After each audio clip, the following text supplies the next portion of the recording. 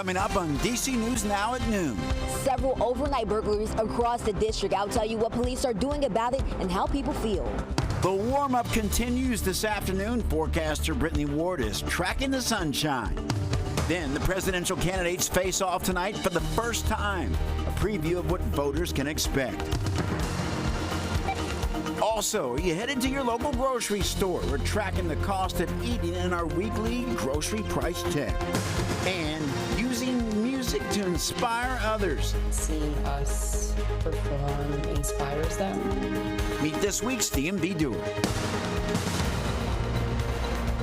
You're watching the station covering all of the DMV. This is DC News Now. Good afternoon, and thank you for joining us for the news at noon. I'm Mark Hall. Weather forecaster Brittany Ward, who's in for Damon Matson, who's off for the rest of the week. She has the latest check on the forecast. Brittany, another nice, sunshiny day in the neighborhood. Yeah, it's going to be yet again another quiet day across the entire DMV. Once again, sunshine will dominate our weather pattern as we head through the rest of your Tuesday, and we're also going to be tracking those warm temperatures. So, satellite and radar showing you the reason why we are seeing sunny skies at this hour. It's all thanks to our good friend, high pressure that's currently centered along the Appalachian area. That's going to continue to push its way into our area as we head through our day today, providing us with those quiet conditions. So overall, it's going to be a gorgeous Tuesday afternoon. Temperature-wise, not looking too bad, especially if you want to head out the door right now for lunch. We're sitting at 81 degrees in the nation's capital, 74 as you head over there to Hagerstown, 73 currently in Winchester, holding on to the 80s there in Lexington Park. You guys are currently coming in at 83 degrees. Now, as we head through the rest of your afternoon, not going to be looking too bad. Still going to be holding on to the 80s as we head all the way up into that 4 o'clock hour. Then it looks like right about 9 o'clock, we start to see those temperatures dipping down into the lower 70s. Lots of clear skies to talk about. And it looks like we're going to be holding on to those quiet conditions as we head through most of the work week. So keep it here. We'll plan out that 7-day for you guys coming up. All right, Brittany, thank you. And take a look at this. Heavy police presence in Northwest D.C. after several businesses across the district were broken into overnight. MPD says that they've made several arrests and increased their patrols in the areas affected. Well, the cleanup continues this afternoon, and DC News Now's Yamari Sase has been following the story, and she has the latest. A shattered front door and broken glass everywhere at this liquor store here in Georgetown. Police say this is one of many businesses hit in the chaos overnight, and many people tell me that they're concerned about safety. It makes me feel like I'm not safe in my own neighborhood. Ann Freeman owns an art studio just a few doors down from Hop Cask and Barrel Liquor Store. She walked over to see the damage. I know these people. I feel bad for people that are hardworking, that have businesses, and then to have somebody break their window and steal their things is terrible.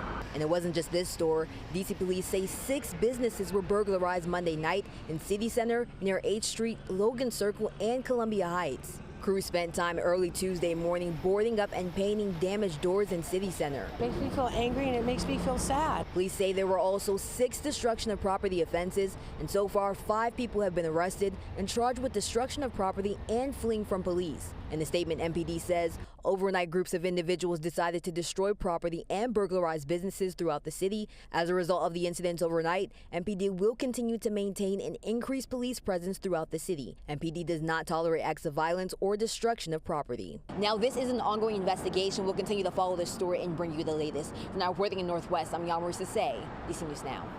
Yamari, thank you. We want to warn you the footage you're about to see is disturbing. D.C. police releasing the body camera footage of a deadly shooting of 26-year-old Justin Robinson. The video was released last night. Take a look. Hands up! Hands up! What you just heard was police yelling at Robinson before he was shot. This shooting happened more than a week ago at a McDonald's in Southeast. Police say Robinson was found unconscious in a car at the restaurant's drive-thru. Investigators say that they saw a gun in his car and called for backup. That's when Robinson woke up and police began to surround his car. When there's a body-worn camera footage, you see it from one perspective, and what we wanted to do was to give the community the opportunity to see it from different angles. Anytime there's a loss of life, you know, it's a tragic thing for our community, whether it's via an officer-involved shooting, whether it's one of our officers who loses his or her life, or whether it's a community member that loses his or her life. Robinson was a violence interrupter for the Cure the Streets program. His family initially did not want the footage to be released, but changed their minds Monday afternoon. A 12-year-old boy accused of stealing cars from several high-end dealerships across Montgomery and Prince George's counties is in trouble with the law again, this marking his 10th time for the same alleged crimes he committed in the past. Police say the latest happening near the University of Maryland's College Park campus. Police say the boy was seen riding an e-scooter that wasn't his, and when an officer tried to talk to him, he tried hiding behind a dumpster.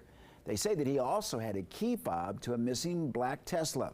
The boy will not be charged with the crime and has been released to his parents. Again, in Maryland, children under the age of 13 cannot be charged with a crime unless it's violent. Well, happening now, 27-year-old Terrell Bailey, the man accused of dropping a loaded gun in a storm drain that later went off killing the D.C. police officer, is facing his bond hearing. Bailey is not being charged directly for the death of MPD investigator Wayne David, but he does face several charges, including possession of a firearm by a felon, possession of a firearm with an obliterated serial number, and an unlawfully discarding a firearm and ammunition. Now, those charges could send Bailey to prison for decades. And stick with DC News Now for more updates as we learn more from the courtroom. Well, a man is recovering at an area hospital after a crash in Northeast. DC Fire and EMS sharing these photos on X. The crash happened early this morning on Franklin and Lincoln Streets, and crews say that 3 vehicles were involved. No word on the conditions of the other drivers. DC's Attorney General is going after more landlords for what he calls extreme housing code violations.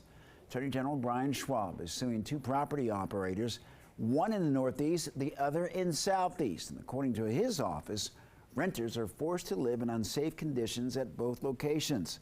Some tenants agree with the lawsuits because of what they say are poor conditions in their units.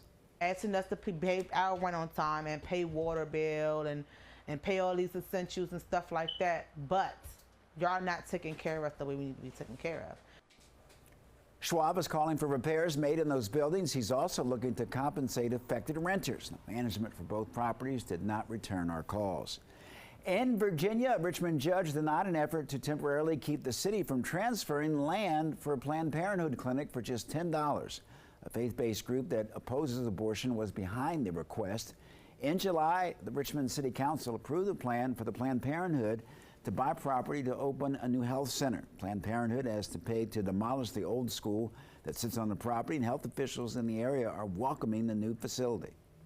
A lot of the clients here need some type of medical treatment, or they need to see a medical doctor, and I think Planned Parenthood, by being right up the street, it'll be great for us. It's a great acquisition to have them here. Virginia faith-based nonprofit Family Foundation says the city ignored its own laws and procedures, and they say that the city did not consider what other people wanted before the space was given to Planned Parenthood.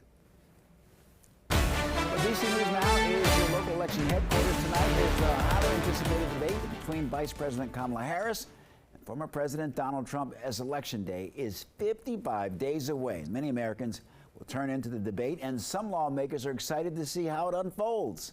National correspondent Basil John reports on the latest. It's a showdown millions of Americans have waited for, as both candidates are expected to play to their strengths tonight.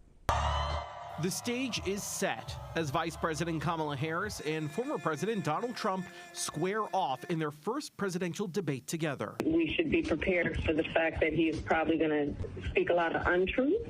In a new radio interview, Harris says she knows what to expect from Trump. I think he's going to lie. And, you know, he has a playbook that he has used in the past. Harris has spent several days doing mock debates in Pittsburgh, while the former president dedicated his time to policy meetings ahead of the debate with key advisors. We must defeat Comrade Kamala Harris. Over on Capitol Hill, Iowa Republican Congresswoman Marionette Miller Meeks and Texas Republican Congressman Michael McCaul hope for a good performance from the former president. I'd like to see him to be calm, measured, talk about policies, and to talk about Vice President Harris's record. Less personality and more policy. And Missouri Democrat Congressman Emanuel Cleaver sees this as a great opportunity for Harris to show the country that Trump isn't fit for the job. If they get down in the weeds on programs of the federal government, I think Mr. Trump will be completely lost. The debate is 90 minutes with 2 commercial breaks and 2 moderators, and despite requests from the Harris campaign, microphones will be muted when candidates are not talking. Reporting in Washington, I'm Basil John. All right, thanks to Basil. Heads up, Verizon customers, starting next month, you may see your monthly phone bills go up. Verizon is reducing its auto-pay discount from $10 per month to $5 per month, but only for customers on older plans. The change goes into effect October 10th. Verizon customers can check if your plan is impacted by logging into their My Verizon account. Maryland Governor Wes Moore announcing a $10 million federal grant to support small businesses. This grant is through the state Small Business Credit Initiative, investing in the area's small business opportunities program. Now, the governor says that by working together across the state and federal levels, they are helping entrepreneurs and small business owners with time, money, and support. The state Small Business Credit Initiative is part of the Biden-Harris administration's economic agenda to provide funding and to connect small businesses.